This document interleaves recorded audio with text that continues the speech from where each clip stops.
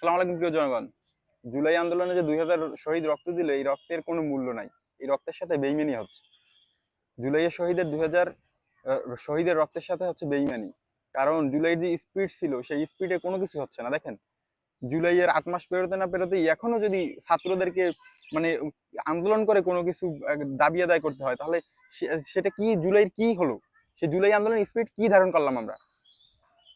জুলাই 8 মাস এখন পর্যন্ত পেরোতে না পেরোতেই আপনার সকল প্রত্যেকের সাথে একটা দ্বিচারিতা আচরণ শুরু হয়েছে স্বৈরাচার আমলে, যেটা ছিল যে এক দলের জন্য কিছু করবে, ভিজুয়ালাইজ হবে, আর এক দলের জন্য কিছুই করবে না।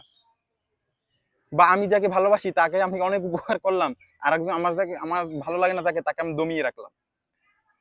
এটা কি আপনার এটা কি সমাজে হচ্ছে না? এটা কি রাষ্ট্র হচ্ছে না বর্তমানে? তাদের যে দল ভালো লাগে সেই দলের সকল সন্ত্রাসীদেরকেও ছেড়ে দেওয়া হয়। আবার যাদেরকে ভালো লাগে না, ধরেন ইসলামপন্থীদেরকেই তো বাংলাদেশে সবসময় দমিয়ে রাখার চেষ্টা করা হয়। এই যে জামাত, হেফাজত বা আরো যারা অন্যান্য ইসলামপন্থীরা আছে, তাদেরকে সবসময় তাদের মামলাগুলো পর্যন্ত উঠায় না এখন পর্যন্ত, তাদেরকে কোনো জামিন দেওয়া হয় না, তাদের মাজলুম নেতাদেরকেও। এত এত লেট হবে কেন? এত লেট হবে কেন? এটা এটা কি এত লেটের বিষয়? স্বৈরাচারী হাসিনার যে ওগুলো কি খালাস করে দেওয়া যায় না? এগুলো তো প্রতিহিংসামূলক ছিল। এগুলোকে যখন বলা হয় যে সততা সততা দেখা, এটা সম্পূর্ণ ভণ্ডামি এবং হচ্ছে বাংলাদেশের মানুষের সাথে একটা প্রতারণা করা। এত এত ভালো আপনারা না, বুঝছেন? এত ভালো আপনারা না।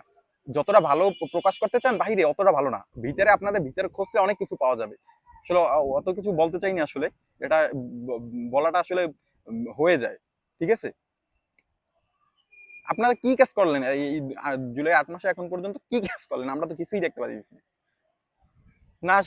স্বৈরাচার দলকে নিষিদ্ধ করা, না আছে জুলাই আন্দোলনে যারা শহীদ হয়েছে তাদের কোনো উপকার করা, না হচ্ছে যারা আহত হয়েছে তাদের কোনো করা, বা সাধারণ জনগণের জন্য যেটা উপকারী সেটা কোনো বিষয় করা, কোনো বিষয়ই হচ্ছে না। এটা আমাদের এটা একেবারে আমার খুবই খারাপ লাগে এই বিষয়টা দেখে।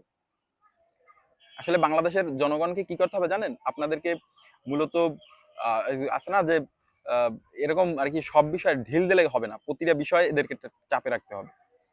এটাই হচ্ছে আমার কথা। সবাইকে ধন্যবাদ। আসসালামু আলাইকুম রহমতুল্লাহ।